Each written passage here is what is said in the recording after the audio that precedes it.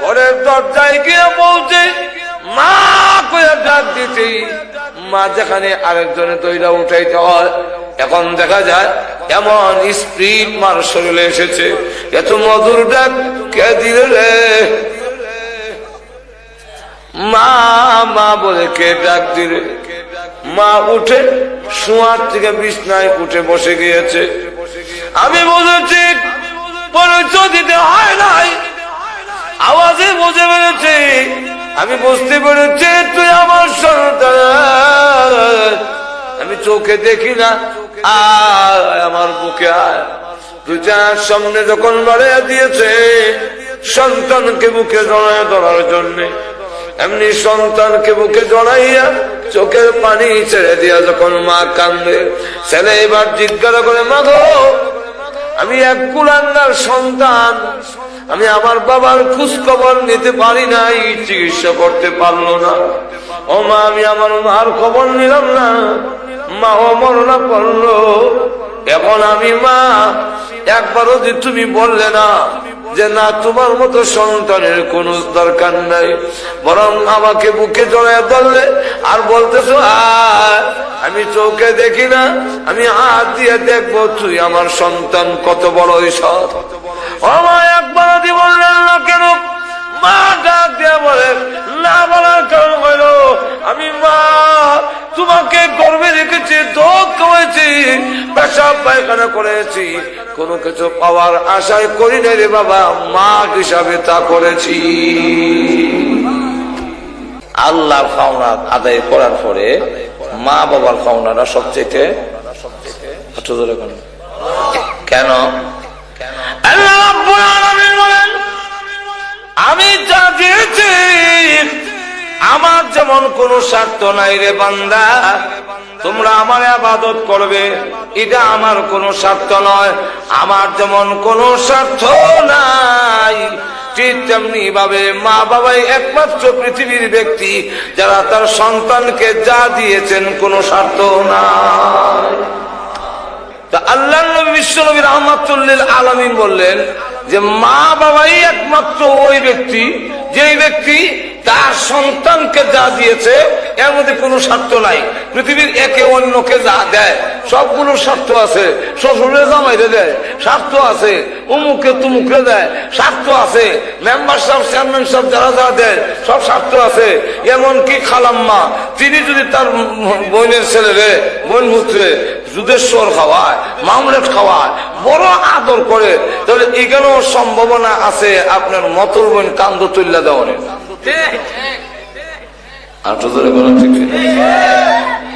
আর মা বাবা যা দিয়েছেন কোন স্বার্থ নাই, কোন স্বার্থ নাই।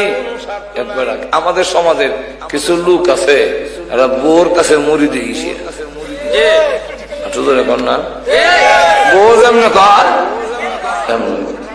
কিন্তু বোর কথায় যে সব জায়গায় চললে লস হওয়ার সম্ভাবনা আর তো যখন না আসেনি। যা টাকা ফাটায় বোর নামে ফাটায়, এক টাকাও অন্য মা বাবার নামে ফাটাইতে পারে না, একটা টাকাও অন্যদিকে যেতে দেয় না। যাক এখন মা বাবা 10টা টাকাও দিতে দেয় না, আর কোন খোঁজ খবরও নিতে দেয় না। এই অবস্থায় চলছে 10 বছর। একদিন কাবাগর তোয়াফ করে আল্লাহর এক ওলির সাথে দেখা হয়েছে, জিজ্ঞাসা করে হ্যাঁ আমি একটি ঘটনা জানতে চাই। সেটা হলো খানায় কাবা যখন তোয়াফ করি, এত তোয়াফ করি কিন্তু কেন যেন আমার ভালো লাগে না। তোয়াফ করতে মজা লাগে না, নামাজ পড়তে কেন গো আমার ভালো লাগে না। আল্লাহর ওলি জিজ্ঞাসা করেন ভালো না লাগার কারণ আমি তো যা বুঝি তোমার মা বাপ আসেনি, ক আছে যোগাযোগ আসেনি, 10 বছরের ভিতরে যোগাযোগ নাই। এমনি শোনো আল্লাহ নবী বলেছেন মা বাপ যদি অসন্তুষ্ট থাকে ওই সন্তানের আমলনামা আসমান আর জমিনের মাঝখানে ঝুলন্ত থাকে, মহান আল্লাহ রাব্বুল আলামিনের দরবারে তা কবুল হয় না।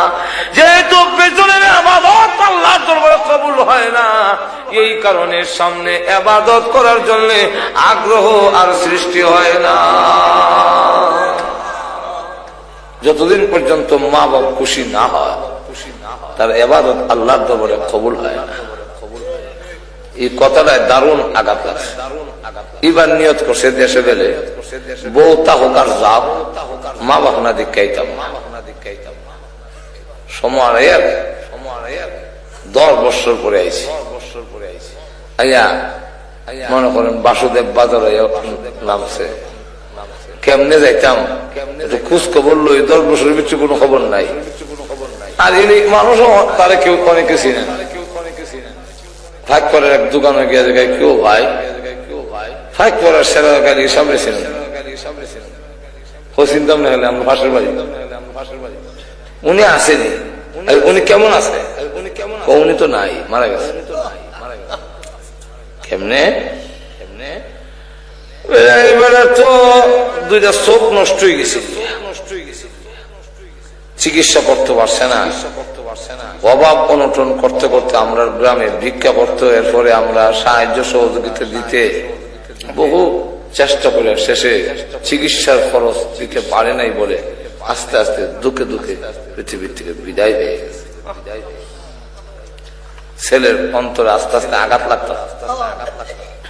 আচ্ছা, ওনার ওয়াইফের অবস্থা বুঝলে উনিও না থাকার মতো আছে, কি তো তারও 2টা চোখ নষ্ট হয়ে গেছে। আর গ্যাস্ট্রিক থেকে চিকিৎসা করতে না কোনো ভাইরা এই গ্যাস্ট্রিক বাড়তে বাড়তে আলসার হয়ে ক্যান্সার হইয়া এখন মৃত্যুর মুখে পতিত লড়াই করতেছে। আমরা গ্রামের লোকেরা সাহায্য সহযোগিতা জাকাত ছাত্রা দিলে এরা জান বাচ্চা আছে, এই অবস্থায় এখন আছে। এক কদম যায়, আবার পিছনের দিকে ফিরে আসে। আমি কেমন সন্তান, চিকিৎসার অভাবে আমার আব্বা মারা গেল, আমার মা চক্ষু অন্ধ হয়ে গেছে, ক্যান্সার হয়ে গেছে। এখন আমার মা বেঁচে আছে, শুধু জানটা আছে দেহের ভিতরে। আমি আমার মার সামনে যাওয়ার পরে কোন মুখে আমি মা মা বলে ডাক দিব? মা যদি বলে তোমার বাবা চিকিৎসা করতে পারেনি, পৃথিবীর থেকে বিদায় হয়েছে, আমিও মরণাপন্ন, আর তোমার এইগুলার কি দরকার? আমার আর খোঁজ খবর নিয়ে আল্লাহ কিরে বাবা, তোমার মতো সন্তানের আমার কোনো দরকার নাই। মা যদি কথা বলে তাহলে তো ঠিকই বলবেন, এক কদম যায় আবার পিছনের দিকে চলে আসে।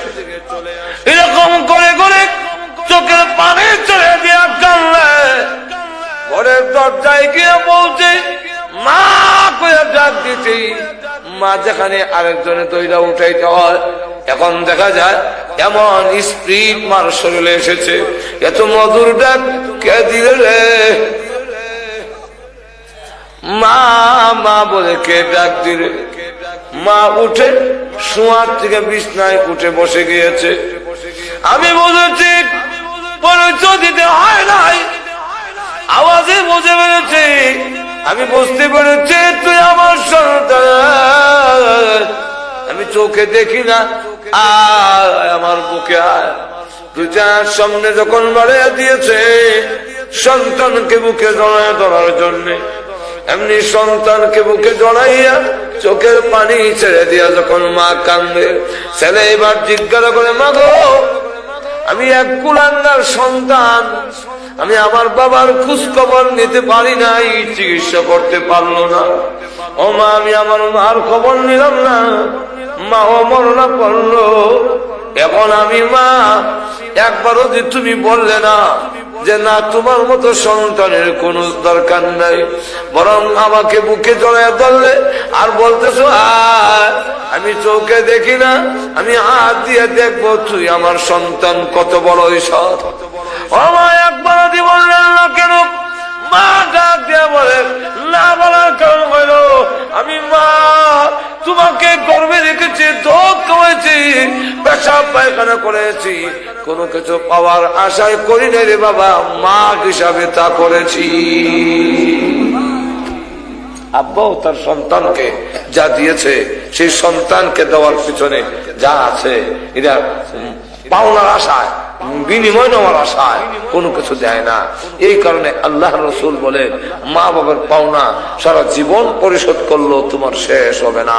একমাত্র মা বাবার পাওনা এমন যে আল্লাহ যা দিয়েছেন তার কোনো স্বার্থ নাই। পৃথিবীর মধ্যে মা বাবা হইল সন্তানকে যা দিছে, যতগুলো চুমু দিছে, যতগুলো কাপড় চোপড় দিছে, যতগুলো চকলেট খাওয়াইছে, একটা বাবা ও লেখা রাখে না যে বড় হইলে হেরে সুদে আসলে আদায় করুন, এরকম একজন বাবাও লিখে রাখে না। তাহলে এতে বোঝা যায় মা বাবা তার সন্তানকে যা দিয়েছেন সম্পূর্ণ দিয়েছেন একমাত্র নিঃস্বার্থ ভাবে। আরো ধরে কোন ঠিক? তাহলে এই জন্যে আল্লাহ রাব্বুল আলামিন তার হুকুমের পরে মা বাবার কথা তুলে ধরছেন। আমরা যুবক ভাইদেরকে বলবো, মা বাবার খেদমত করতে রাজি আছেন তো? আরো যেরকম রাজি আছেন? আর আল্লাহ পাওনা হইল সবচেয়ে বড় পাওনা নামাজ আদায় করা। এটা হইলে আল্লাহ সবচেয়ে বড় পাওনা। আমরা যদি নামাজ আদায় করতাম পারি, মা বাবার পাওনা পরিশোধ করতাম পারি, আল্লাহ যুক্তি দিয়ে উদাহরণ দিয়ে বলেছেন, এই জন্য অনেক লম্বা হবে। তো আল্লাহ সবগুলো উদাহরণ দিয়ে বলেছেন, আল্লাহ এক্সাম্পল দিয়ে বলেছেন মা বাবার পাওনাটা কেন বড়, কেন বড়। এবং সন্তান যদি মা বাবা যা দিচ্ছেন সন্তান তা দেয়, তথাপি ঋণ পরিশোধ হয় না। এক সাহাবী জিজ্ঞাসা করেন, ইয়া রাসূলুল্লাহ, আমার মা আমার কোলে নিয়েছে, আমি কোলে নেই। আমার মা আমার মুখে খাবার তুলে দিছে, আমি খাবার তুলে দেই। আমার মা আমারে গোসল করেছে, আমি গোসল করাই। আমার মা আমার তেল মালিশ করছে, আমি তেল মালিশ করে দেই। আমার মা পেশাব পায়খানা পরিষ্কার করছে, আমি করে দেই। আমার মার পাওনা হক আদায় হবে কি? আল্লাহ নবী, বিশ্ব নবী রাহমাতুল লিল আলামিন বলেন, হবে না। বলে কেন হবে না? বলে সন্তান বুড়া মা লালন পালন করে আর মা বাবা তার সন্তান লালন পালন করে, দুইটার মধ্যে বেশ কম হইল নিয়তের মধ্যে। সন্তান লালন পালন করে মা বাপ, আর মনে মনে কামনা থাকে মা বাপ বিদায় হোক, বুড়ো হয়ে গেছে এখন বিদায় হয়ে গেলে বালা, দুয়া চায়। আর সন্তান মা বাপ লালন পালন করে, মা বাবার কামনা থাকে আমার ছেলে বাচ্চাটা হোক এবং বড় হোক। এর বাস্তব প্রমাণ হইল, আমরা দেশে বিদেশে ওয়াজ করলে 10 টাকা দিয়া, $10 দিয়া, 10 পাউন্ড দিয়া দোয়া চায়, হুজুর আমার মা বাবা ফেরলেছে শ্রুতি, একটু দোয়া করেন আল্লাহ যেন ইমানের সাথে নেই, কারণ তারা বড় কষ্টে আছে। আমি বললাম কষ্ট আছে কই? আগে টয়লেটে যাই যাওয়ান লাগতো, তখন যাওয়ান লাগে না।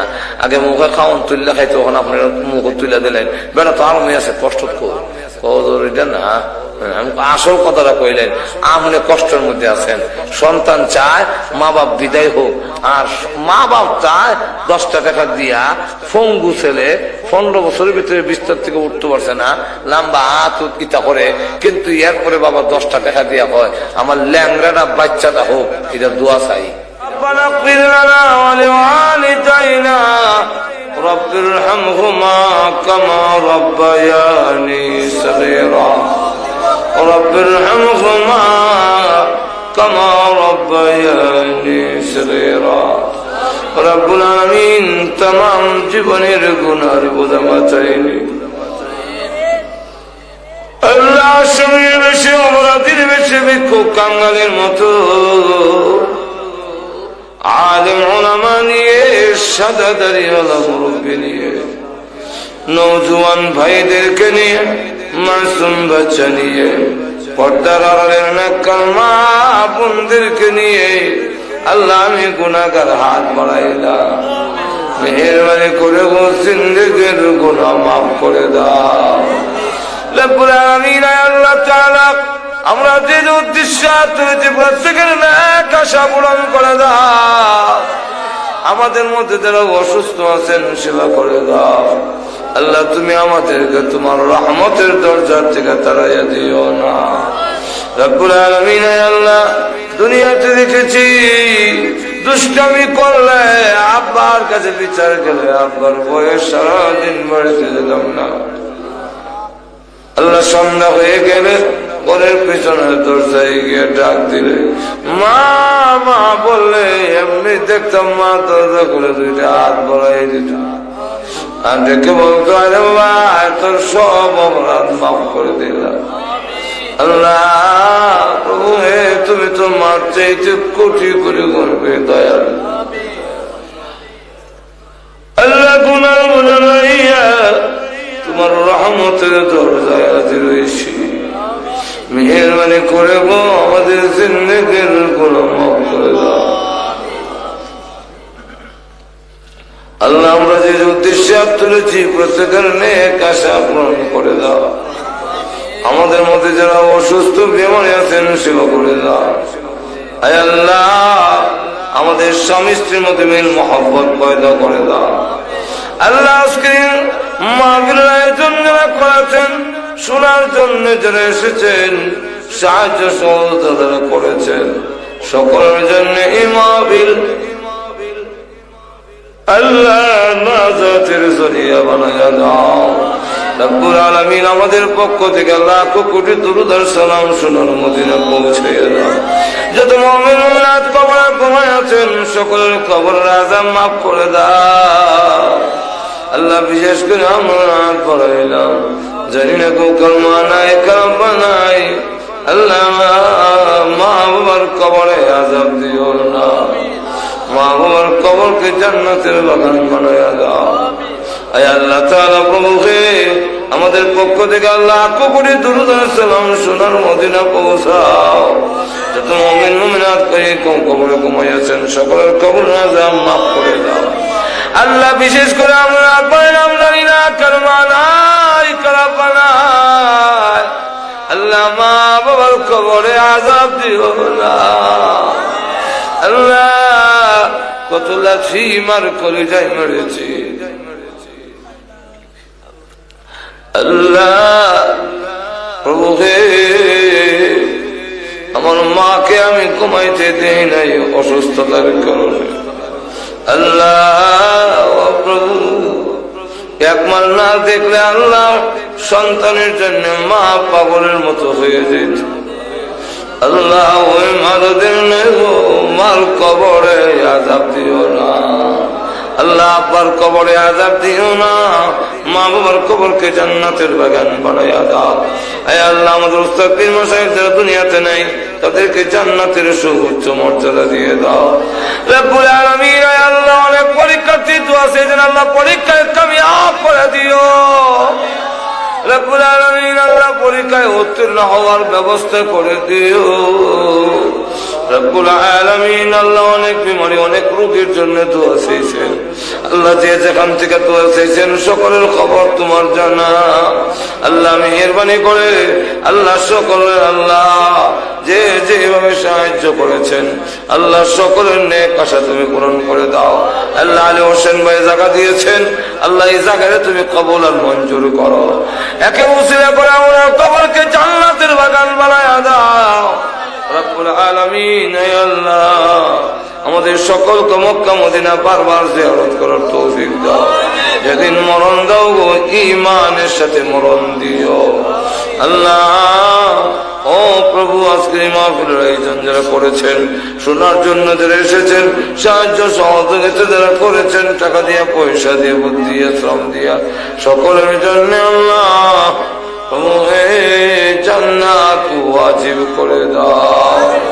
আল্লাহ সকলের জন্য জাহান্নামের আগুন হারাম করে দাও।